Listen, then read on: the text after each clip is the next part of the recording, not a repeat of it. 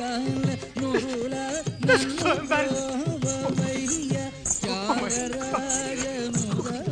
ladies and gentlemen. Party cancel. Hey, Philip! Hey, stop the bloody music! Cool down, I say. Hey, get up! Everybody go! போங்க! எல்லாரும் உங்க வீட்டுக்கு போங்க! நீங்க என்கேஜ்மென்ட்ல ஓடவே இல்ல. I'm a bloody fool. போங்க! திலீப், என்னாச்சு? Hey, get up! Leave! Okay. Come on, let's go. நம்மளுக்கு எதுக்கு அதெல்லாம்? நானா இந்த மாதிரி நடக்குது என்ன பண்றது? Do you know the value of life? என் வாழ்க்கை விளையாடுறியா? Do you know the value of love? எதுக்காக இந்த ஏற்பாடுலாம்? என்ன பைத்தியமாக்குவா? என்ன முட்டாளாக்குவா? ஒவ்வொரு தடவை உங்ககிட்ட சொல்லணும்னு வந்தப்பல No! போதும். Enough. வந்ததெல்லாம் போதும். ஓ. என் கண்ணு விண்ணுகள். Get out of my life!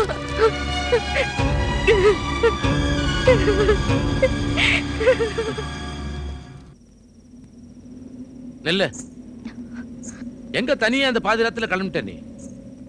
ஏதோ எங்க கிட்ட போயிட்டு வரேன்னு சொன்ன உடனே அனுப்பிச்சு வச்சிருவோன்னு நினைச்சியா?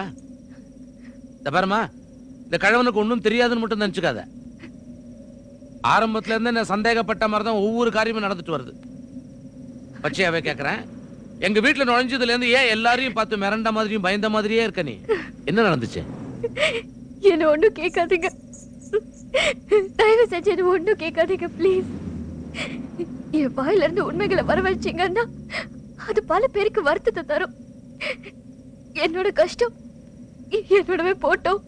அம்மா துளசி, உன் பிரச்சனைக்கு நான் முடிவு சொல்லணுங்கிறதுக்காக நான் கேட்கலமா. உன் பலுவை என் முன்ன இறக்கி வச்சேன்னா உன் மனசு கொஞ்சம் லேசாகும் பார், அதுக்காக தான் கேட்கறேன். சொல்லுமா. எங்க அப்பா இறந்ததுனாலதான் நான் சிங்கப்பூர் வர வேண்டியதாயிடுச்சு. எனக்கு பியானோ கத்து கொடுத்த சர்ச் ஃபாதர் கிட்ட எனக்கு ஏதாவது வேலை வாங்கி கொடுங்கன்னு கேட்டேன். டேவிடுங்கிற ஒருத்தரை எனக்கு அறிமுகப்படுத்தி வச்சாரு. அப்பா இறந்து போன துக்கத்துல இருந்த எனக்கு மலேசியா சிங்கப்பூர்ல நல்ல வேலை வாங்கி தரேன், ஆனா அதுக்கு டிபெண்டா தான் வர முடியும்னு டேவிட் சொன்னதுனால அவன் கேட்ட இடத்துல எல்லாம் கையெழுத்து போட்டேன். முதல்ல மலேசியாவுக்கு தான் கூட்டிட்டு போனான். அங்க எக்கானமி சரியில்லை, வேலை கிடைக்கிறது ரொம்ப கஷ்டம்னு சொல்லி என்னை சிங்கப்பூருக்கு கூட்டிட்டு வந்தான். மியூசிக்ல எனக்கு இருந்த குவாலிஃபிகேஷனை வச்சு சிங்கப்பூர்ல பிரைம் 12 டிவி சேனல்ல எனக்கு ஒரு வேலை கிடைச்சது. அது வரைக்கும் நல்லவன் மாதிரி நடிச்சிட்டு இருந்தவனோட சுயரூபம் ஒரு நாள் எனக்கு தெரிஞ்சது. டேவிட், உடம்பு சரியில்லையா? நல்லா டயர்டா இருந்தனா, நல்லா தூங்கிட்டேன். எப்போ வந்தீங்க? Just now. தேங்க்ஸ் டேவிட், என் வாழ்க்கைக்கு ஒரு நல்ல வழி காட்டிட்டீங்க. Yes. என் வாழ்க்கைக்கு நீ டபுள் வழி காட்டணும். என்ன? சிம்பிள். Life partnership. இது வரைக்கும் நான் ஒரு பேச்சுலர், இப்போ நமக்கு கல்யாணம் ஆயிடுச்சு. நீ என் மனைவி. இதுக்கு நான் ஒத்துக்க மாட்டேன். உனக்கு மட்டும் இல்ல, வேற யாருக்கும் நான் மனைவியாக மாட்டேன். இது நடக்காது. I'll make you understand. இந்த கல்யாண சர்டிபிகேட் என்ன புரிய வைக்க. ஏற்கனவே கல்யாணம் ஆன மாதிரி போலீஸ் சர்டிபிகேட்ஸ் தயார் பண்ணி என்ன மிரட்ட ஆரம்பிச்சான். ஓ, போறதா முடிவே பண்ணிட்டியா? சிங்கப்பூருக்கு வரதுக்கு முன்னாடியே நீ என் மனைவி ஆயிட்ட. You're my official wife, baby.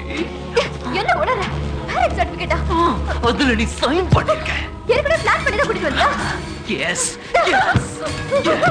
இப்படி ஒரு சந்தர்ப்பத்தை தான் நான் எதிர்பார்த்துட்டு இருந்தேன். அப்படி ஒரு சந்தர்ப்பத்தை நான் மிஸ் பண்ணவே மாட்டேன்.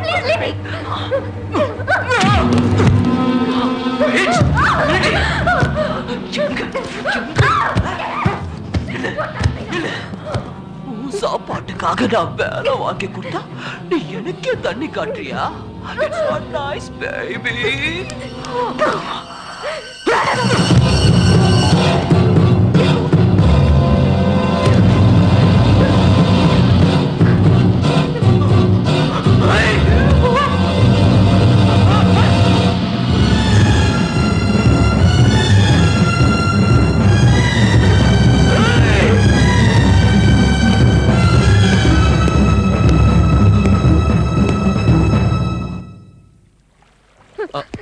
துளசி, என்னாச்சுமா? என்னாச்சுமா?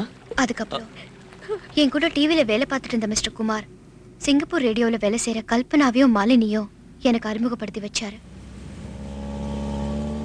அவங்க உதவியோட நான் அவங்க ஃபிளாட்லயே தங்கிக்கிட்டேன்.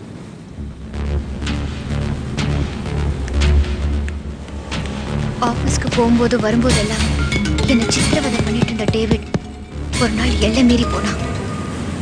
அவன் பிடியில தப்பிக்கிறதுக்காக நான் பயந்து ஓடும்போதுதான் ஹலோ ஹலோ செயலா திலீப் அடிக்கடி கட்டாது. சரி அப்புறம் ட்ரை பண்ணு. ஏமா பார்த்து போடு. I'm sorry. Can you look where you go? நீங்க தமிழா? ஆமா. நீங்க? எங்க டிவில வர்க் பண்ணிட்டு இருக்கேன். Excuse me. என் ஃப்ரெண்டுக்கு ஃபோன் பண்ண லைன் கட் ஆயிடுச்சு. ஒரு சின்ன love problem. I'm small hurry. Excuse me la. Sir இதோட card. You call me. Bye. Mister Dilip. Dilip. Mister Dilip. Dear friend, முந்தா நாள் உன்கிட்ட போன்ல ஒரு பொண்ணை பத்தி சொன்னேன்ல. அந்த பொண்ணுக்கு வேற யாரோட கல்யாணம் ஆயிடுச்சுன்னு கேள்விப்பட்டேன். எனக்காக உன்னோட கல்யாணத்தை தள்ளி போடாது. காதலிச்ச பொண்ணையே கல்யாணம் பண்ணிக்கிற பாக்கியம் எத்தனை பேருக்கு இருக்கு? இந்த லெட்டரை பார்த்த உடனே எனக்கு போன் செய்வோம். அவர் பாக்கெட்ல இருந்த லெட்டரை படிச்சேன்னா அவர் கல்யாணம் ஆகாதவர்னு தெரிஞ்சுக்கிட்டு அந்த சூழ்நிலையில என்னை காப்பாத்திக்கிறதுக்காக யாரும் மன்னிக்க முடியாத போய் சொல்லி உங்க எல்லார் மனசையும் வேதனைப்படுத்திட்டேன். டேவிட் கிட்ட இருந்து தப்பிக்கிறதுக்காக தான் நான் அப்படி போய் சொன்னேன். ஆனா திலீப் இந்த நிலைமைக்கு ஆளாறதுக்கு காரணமே நான் தான். இது எனக்கு கிடைச்ச நிரந்தரமான தண்டனை. இந்த ஜென்மத்துல எனக்கு கல்யாணம் ஆகாது. இப்படி எல்லாம் நடந்ததுக்கு காரணம் நீ விரும்பினவரை கல்யாணம் பண்ணிக்காததுனால தான். யார் அந்த முட்டாள்? Is a nice person. அவருக்கு ரொம்ப நல்ல மனசு. இப்ப என்னை விட நல்ல பொண்ணு, குழந்தை மாதிரி இருக்கிறவ இப்ப அவரை விரும்புறா. சோ அவங்க ரெண்டு பேருக்கும் கல்யாணம் நடக்கிறது தான் நியாயம். அப்போ என் மூர்த்தி விஷயமா நீ என்ன பண்ண போற? என்னால முடிஞ்ச வரைக்கும் முயற்சி பண்றேன். Don't worry. அவர் உன்னை கண்டிப்பா கல்யாணம் பண்ணிப்பார். He's yours. Thanks Thulasi. Bye. Bye. என்னாச்சு? துளசி இந்தியாவுக்கு பறந்துட்டா. இந்த வருது பாரு சனிய. எங்க கொஞ்சம் சீக்கிரம் வாங்களே. என்ன? எனக்கு அப்பவே தெரியும். சொத்தெல்லாம் சுருட்டணுங்கிற பிளானோட தான் இவன் சிங்கப்பூர்ல இருந்து வந்திருக்கான். ஏண்டா எங்களை பழி வாங்குறதா உன் பிளானா? அது உன்னால முடியாது. ஆஸ்கல். என்னடா அப்படி பாக்குற? ஒன்ன சொல்லி பிரயோஜனம் இல்ல. உன் பரம்பரையே அப்படித்தான். உங்க அப்பா மாமா எல்லாருக்குமே நம்பிக்கை துரோகம் பண்றதே தொழிலா போச்சு. அங்கிள் யாருடா அங்கிள்? அங்கிள் அங்கிள் நீ என்ன என் பையனையும் பிரிச்சது பத்தாதுன்னு உன்ன மாதிரி ஒரு தரித்திரத்தை என் பையன் தலையில கட்ட பாத்தியாடா? என் வீட்டை உப்பு தின்னுட்டு எனக்கே துரோகம் பண்ணிட்டியடா ராஸ்கல். ஏண்டா சீனு, இந்த குடும்பத்துக்கு கெட்ட பேர் வாங்கி தரதுக்குனே வந்திருக்கியா? எப்படி இருந்த குடும்பம் எப்படி ஆய் போச்சு பாத்தியா? துரோகி. அந்த பொண்ணு உனக்கு கிடைக்கலங்கிறதுக்காக ஏன் மகன் தலையில கட்ட பாக்குற? வசதியானவளாச்சே, அதான் பிரியாவை நீ கல்யாணம் பண்ணிக்கலாம்னு முடிவு பண்ணிட்ட. Very good. நீ நல்லா பொழைக்க தெரிஞ்சவனா. நான் என்ன தப்பு பண்ண அங்கிள்? நீங்க ரெண்டு பேரும் ஏன் இப்படி பேசுறீங்க? எனக்கு ஒண்ணும் புரியல. திலீப்க்கு அந்த பொண்ணு பிடிச்சிருக்கு, அவன் கல்யாணம் பண்ணிக்க போறான். நீங்க ரெண்டு பேரும் என்ன வாய்க்க வந்த மாதிரி பேசுறீங்களே, இதெல்லாம் என்னால பொறுத்துக்க முடியாது அங்கிள். சொன்னது ரோஷம் பொத்துக்கிட்டு வருதோ? ஒண்ணுக்கு மக்கள் அது உனக்கே இவ்வளவு ரோஷம் இருந்தா எனக்கு எப்படி இருக்கும்? உண்ட வீட்டுக்கு ரெண்டக நினைக்கிற ஒன்ன என்ன செய்யணும் தெரியுமா? பதில் சொல்லு. முடியலையா இல்ல தெரியலையா? தெரியும், நல்லா தெரியும். எங்க அப்பாவை யார் கொண்டதுன்ற உண்மையை எனக்கு தெரியும். அங்கிள், நீங்க எதுக்கு எங்களை காப்பாத்தணும்? எது காப்பாத்தணும் அதுவும் எனக்கு தெரியும். அல்ல ஒரு மாதிரி வேஷம் போட்டிருக்கீங்களா, அதுவும் எனக்கு தெரியும். என் வீட்ல இருந்துட்டு எவ்வளவு திமிரா பேசுறான் பாத்தீங்களா? அவ்வளவு ரோஷம் இருந்தா போக வேண்டியதானடா? என் வீட கேட்டு ஏன் கிடந்த? எல்லாம் நீங்க கொடுத்த இடம் தான். நீங்க பண்ண தப்புதான். இத பார், இனிமே என் முகத்திலே முடிக்காத. போ வெளியே. போடா வெளியே. போற. இனிமே இங்க இருந்து என்ன பண்ண போற?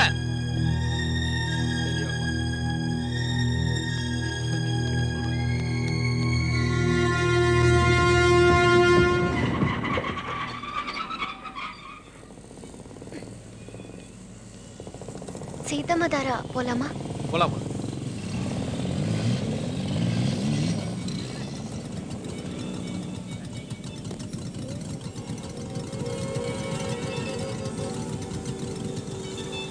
என்னாச்சு? என்னன்னு தெரியல மேடம், போய் பார்த்துட்டு யாரையோ காதலிச்சிருக்கு.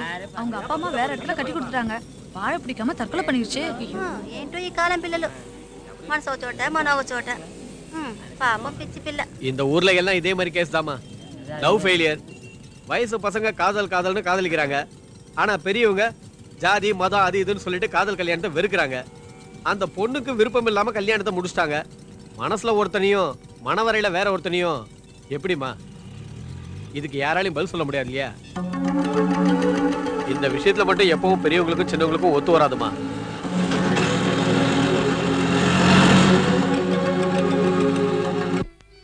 இத உங்க வீடு மாதிரி நினைச்சுக்கமா.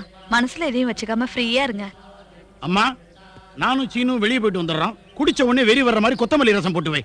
வாடா போயிட்டு வந்துடலாம்.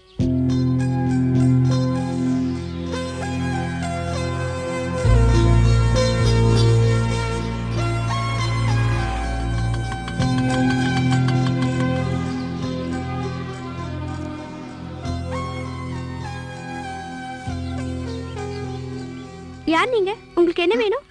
ஸ்ரீனிவாசமூர்த்தியோட. ஓ, ஸ்ரீனிவாசமூர்த்தின்னு ஃபுல் நேம் கரெக்டா சொல்றீங்க. அப்ப நீங்க ஸ்ரீனிவாசனோட ஃப்ரெண்டா தான் இருக்கணும். வாங்க உள்ள. அம்மா, சீனு அண்ணா பார்க்க அவங்க ஃப்ரெண்டு துளசி சிங்கப்பூர்ல இருந்து வந்திருக்காங்க. என்னம்மா நீ இங்கே வந்துட்டியா? இங்க இருந்து மறுபடியும் எங்களை நடுத்தருவுக்கு கொண்டு போய் விட்டுறாத. இத பாரு, சில கல்யாணம் நடக்காது. சில பேரால ஒண்ணு சேர முடியாது. ஒண்ணு சேரவும் மாட்டாங்க. உன்னால நாங்க பட்ட கஷ்டம் போதும். ஆமா, என் பையன் என்ன தப்பு பண்ணான்னு சொல்லி அவனை நீ வேண்டான்னு சொன்ன? ஏதோ ஒரு போன் பண்ணானா, அதனால உங்க கௌரவமே பறி போயிடுச்சுன்னு சொல்லி எங்க மேல பழிய சுமத்தி நிச்சயம் பண்ண வந்த பெரியவங்களை திருப்பி அமிச்சிட்டீங்களே. அம்மா தாயே, எங்க வாழ்க்கையோட விளையாடுனது போதும். போயிடு, போயிடுங்கிறது போ. நான் இங்க வந்தது என் வாழ்க்கைக்காக இல்ல. நான் சீனுவை சிங்கப்பூர்லயே சந்திச்சிட்டேன். அங்க நடராஜன் சார் பேத்தி பிரியாவுக்கு நான் சத்தியம் பண்ணி கொடுத்திருக்கேன். சீனு கிட்ட பேசி எப்படியாவது அவரை சமாதானம் செஞ்சு உங்க 2 பேருக்கும் கல்யாணம் நடக்கிறதுக்கு ஏற்பாடு செய்யறேன்னு சொல்லிட்டு தான் வந்திருக்கேன். சத்தியம் பண்ணி கொடுக்கறதுக்கு நீ யாருமா? கூட பிறந்தவளா? சொந்தமா பந்தமா? போதுமா தாய் நீ செஞ்சதெல்லாம்? போயிடுங்கிறது. போறதுக்கு முன்னாடி உரிமையோட உங்களை ஒரே ஒரு தடவை அத்தைன்னு கூப்பிடலாமா? அத்தையா? ப்ளீஸ். அத்தையா? அத்தை, நான் உங்க கூட பிறந்த அண்ணன் கோவிந்தராஜனோட பொண்ணு. அத்தை, சீனுக்கு பிரியா ரொம்ப பொருத்தமானவ. தயவு செஞ்சு உங்களை கெஞ்சி கேட்டுக்கிறேன். அந்த பொண்ணு மனசை வேதனைப்படுத்திடாதீங்க. ஐயோ, அப்போ உன் வாழ்க்கை.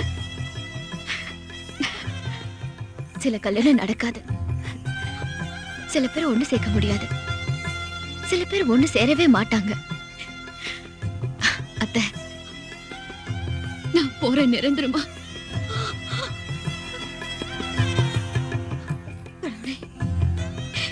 தப்பு பண்ணிட்டேன். பெரிய தப்பு பண்ணிட்டேனே.